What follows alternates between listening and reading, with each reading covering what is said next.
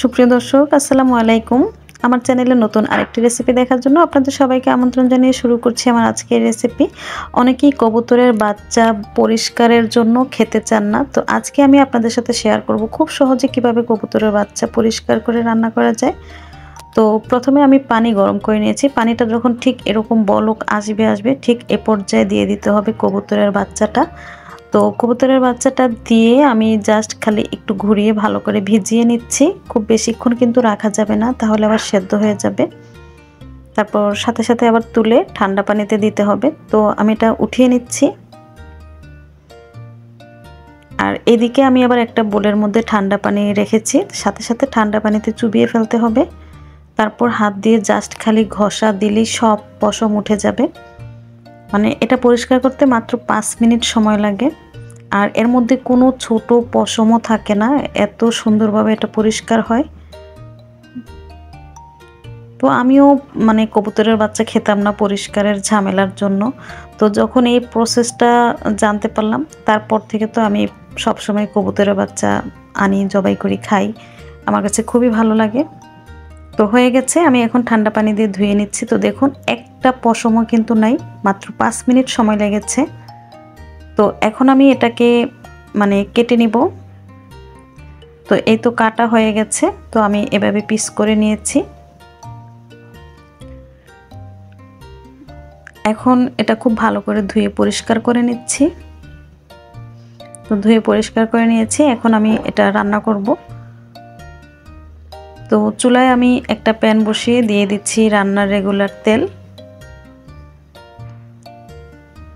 তেলটা দিয়ে এখন আমি দিয়ে দেব কিছু গরম মশলা। দিয়ে দিচ্ছি তেজপাতা একটা, আর দারচিনির টুকরো তিনটা দিয়েছি এলাচ। তো একটু ভেজে নিচ্ছি যাতে গরম মশলাগুলো থেকে একটু সুন্দর ফ্লেভার বের হয়। তারপর দিয়ে দিচ্ছি পেঁয়াজ কুচি। এখানে আমি 1 মুঠো পরিমাণ পেঁয়াজ কুচি দিয়ে ভেজে নিচ্ছি।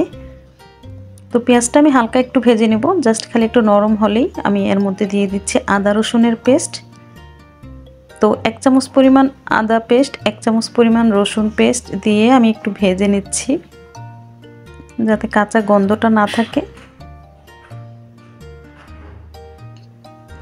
তো আদা রসুনটা যখন ভাজা হয়ে যাবে, তখন এর মধ্যে আমি সামান্য একটু পানি দিয়ে দিব।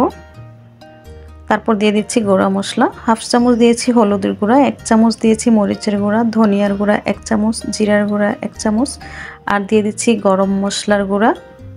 তো এখন এই মশলাগুলো একটু ভালো করে কষিয়ে নিব।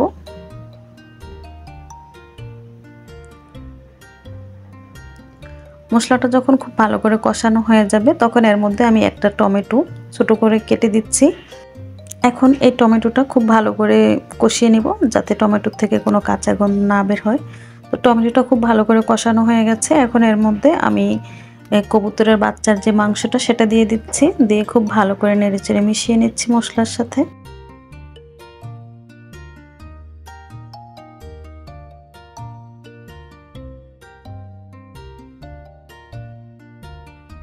এখন একটা ঢাকনা দিয়ে ঢেকে দিব। এভাবে ঢাকনা দিয়ে ঢেকে 5-10 মিনিটের মতো আমি খুব ভালো করে এই মাংসগুলো কষাবো। খুব ভালো করে কষাতে হবে। তো আবারও ঢাকনা দিয়ে দিচ্ছি। তো কিছুক্ষণ পর পর এভাবে নেড়ে দিতে হবে, তা না হলে আবার তলানিতে পুড়ে যেতে পারে। পুড়ে গেলে তখন আর এর মাংসের টেস্টটা ভালো আসবে না। তো দেখুন, এগুলা খুব সুন্দরভাবে কষানো হয়ে গেছে, একদম মশলার গা থেকে তেল ছেড়ে দিয়েছে। এখন আমি সামান্য একটু পানি দিয়ে দিব। এই মাংসটা আমি হালকা একটু ঝোল রেখে রান্না করব, একদম শুকনো শুকনো করে ভুনা করব না। তো পানিটা দিয়ে ঢাকনা দিয়ে ঢেকে দিচ্ছি। তো কিছুক্ষণ পর আমি ঢাকনাটা সরিয়ে একটু নেড়ে চেড়ে দিচ্ছি।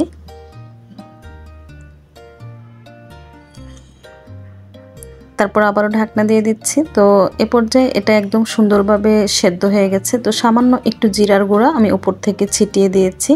তারপর একটু নেড়ে চেড়ে ঢাকনা দিয়ে ঢেকে দিব। এ পর্যায়ে চুলার আঁচটা একদমই লোতে আছে।